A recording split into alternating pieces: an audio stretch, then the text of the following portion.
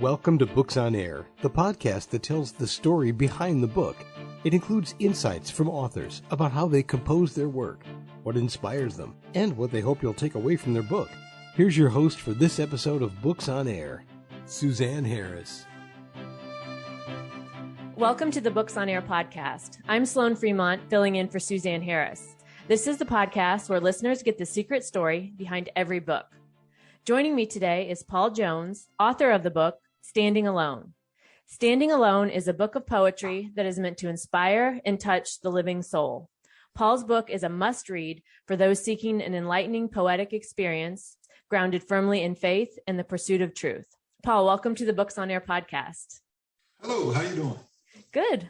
Happy to have you here. So let's start out telling the audience a little bit about yourself and what led you to write your book, Standing Alone. Well, as you know, I'm Paul Jones. I'm originally from Pine Bluff, Arkansas, but now I live in Fort Smith, Arkansas. I graduated from Intercontinental University with a bachelor's degree in criminal justice. Mm-hmm. I served in the military. I was 7 years active duty Army and 7 years National Guard. I worked at the prison for 2 years. I'm a retired police officer, 23 and a half years. I'm married, have two sons, and I have a little goddaughter, Brittany. Oh, amazing. So tell us about your book, Standing Alone. Standing Alone is a book of inspirational poems, and what led me to write it, I can't really say because it was just like I just started writing. Those were the words that came out. And I myself been recently retired. These poems have helped me quite a bit also to adjust to retirement and let me know I'm not finished yet. Yeah. Do you want to start out maybe by reading one of your poems for us? Well, the poem, yes, I will. The poem I'm going to read is Standing Alone, the title poem. And this poem is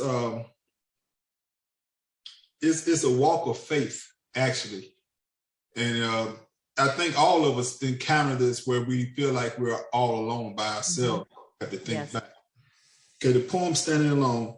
As I walked through the valley of shadow of death, as I passed by a mirror, I stopped and took a good look at myself. I felt as if I was all alone. Right then and there, I wanted to go home. I heard a voice coming from deep inside. I wanted to run. I wanted to hide. I looked around, and as far as I could see, there was no one else there besides me. The voice told me, do not be afraid, but do not fear, because if you knew who it was, you would be full of cheer. I asked, through all my hard times, why have you forsaken me? Because it was during those times I was by myself, as far as I could see. He didn't say another word. He just let me talk. I wanted to leave. I wanted to run, but I couldn't even walk. But then I took a look back over my years. I looked at the times that I shed many of tears. I looked at the times that I did things that I shouldn't have done, all because they made me feel good, and I thought they were fun. All the times I thought that I couldn't make it. All the times that I wanted to just give up and quit. And then I thought, and I fell down on my knee. It was you, Lord, who saved me. I thought to myself, your love and your grace I do not deserve, but yet it's me that you continue to serve. Why do you do so much for me? Is there something in me that I don't see? He told me to get up and go. He said, when the time is right, then you will know. I was able to open my eyes and stand up. I no longer felt like I was stuck. And I started to dry my eyes and walk away. He said, all I ask you to do is continue to pray. And from that very day and on, I knew I would never have to stand alone. Wow. Those words as you're reading, I close my eyes so I could, to me, I feel the words when they're being read. And that is such a relatable poem, because I think we can all, I think everybody has felt alone at some point, right? And especially maybe over the past couple of years, and having that feeling of kind of wanting to have our own little internal tantrum about things. Right. And then if you really stop to think, like you wrote in the poem about, wait a minute, who's there with me? Because it's not just me alone, but sometimes it's, we tell ourselves that in our little tantrum state. So that's wonderful. Thank you for sharing that with us. Oh, yes. So what would you say are some words or themes you would use to describe your book? Inspirational, enlightening, and very, very helpful. Yeah. And the world can definitely use more of that. Yes. And so when you talked about the writing process and how it just kind of came through you, was it like a pull or an urge that I have to write these words down, or how did that go for you? Well, it's more like a calling, I guess, because the things I have gone through, the things I'm going through, it's like I put in words, put it in this book. And it's not all about me, but much of it is about me. Yeah. And those are the most relatable when, sometimes, again, another example of where people feel so alone, but the thing is everybody's going through something similar. So the real things that happen to people are what people can really relate to, because everybody's experienced it in one way or another. Yes. Yeah. What would you say surprised you most about your book when you were writing it? Well, when I'm writing it, it's funny. When I'm writing, editing, I don't read it. I mean, I know that sounds funny, but it's like I just write it. And then I'm not really reading it. I didn't really read it until I got a copy of it myself. And what surprised me about it was really how good it was. Yeah. How it has helped me throughout everyday life. Yeah. Day of life. It helps, And even when I meditate in the morning time, I might pull it out, read a poem or two, and it's right on point. Yeah. And that, what you said about not reading it when you were writing it, that's usually when the most creativity flows, is when we just let ourselves write or whatever it is that we're doing, just let ourselves go. And when we don't put those blockers up of, oh, maybe I shouldn't say that, or maybe, we get all twisted in our own thoughts about things. That's usually what I found is what is the most real and the most, like I said, relatable. And it sounds like you allowed yourself to do that in the process. Correct. Yeah. So were there any difficult parts about writing, maybe even writing any of the poems or putting the collection together for your book? Well, some of the most difficult parts are the truth. Yeah. When you're writing inspirational poems, it's not gonna, it's gonna affect different people different ways, And even in one of my poems, it said that to some the words are gonna be a blessing, and some it's gonna be a curse. Yeah. Because people don't want to know, especially I found out today, a lot of people don't want to know the truth. Yeah. They believe a lie than believe the truth. And the truth is in there. So that's probably the hardest part, deciding, well, should I write this or should I not? Yeah.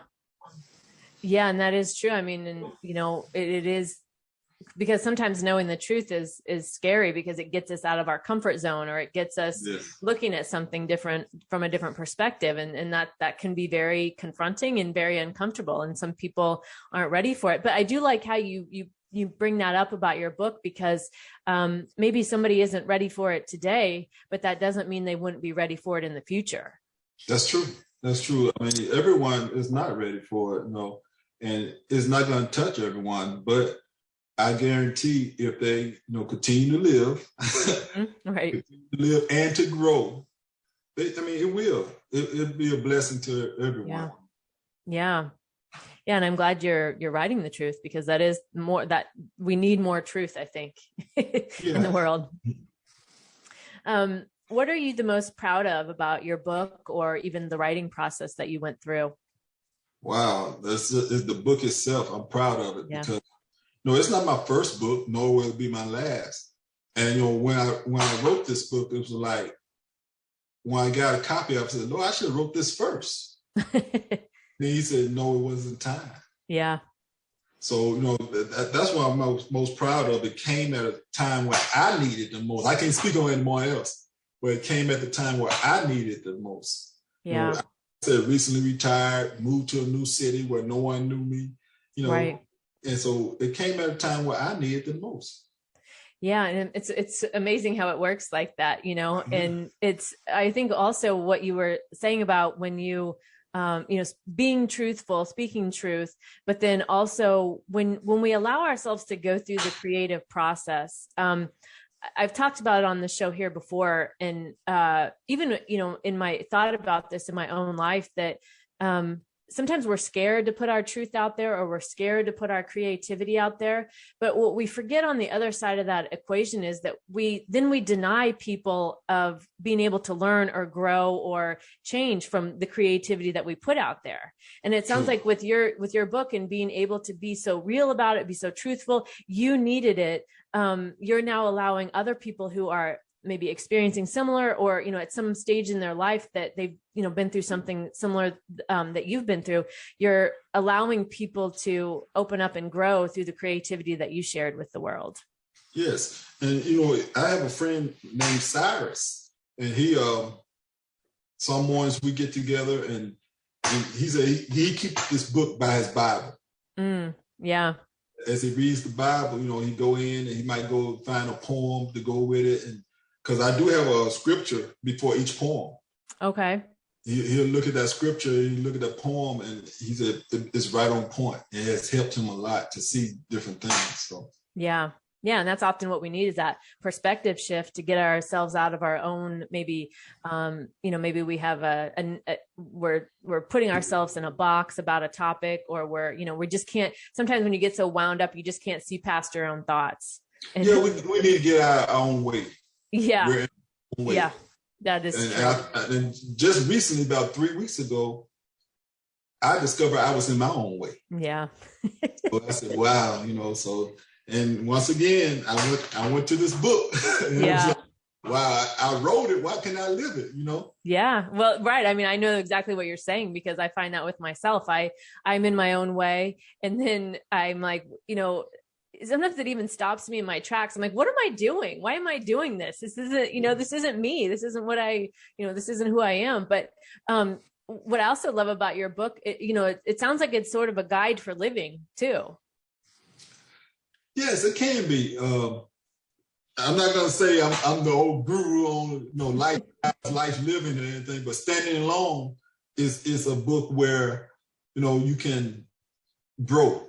Yeah, you can grow. Yeah, amazing. And like I said, get out of your own way. Yes, and I think we can all use some of that. That's for sure. So, who would you say your book would appeal to, and why? Wow. Right now, I think teenagers, I think it would really appeal to teenagers more than adults. Because adults, we're set in our ways. Yeah. And teenagers, they're hungry. Because I worked when I was law enforcement, I worked at the high school also. And they're hungry. But we're feeding them the wrong things. Yeah. So I feel like if we could get the hands in more, I say young adults, let's put young adults, teenagers, young adults. We put the hand, Standing Alone with their hands, I feel like, they could really grow from it. Yeah. And I kind of laughed in my mind when you said that about how as adults we're set in our ways. We are, I totally agree.